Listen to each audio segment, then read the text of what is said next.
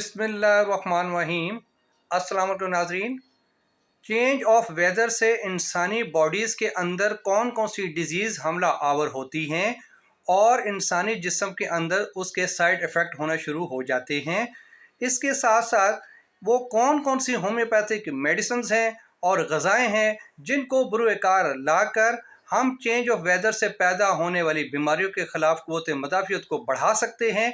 ये सब कुछ जानने के लिए आप मेरे YouTube channel doctor Nadeem health care पर विज़िट करें। इस चैनल को लाइक करें और सब्सक्राइब करें और अपने दोस्तों को शेयर करें।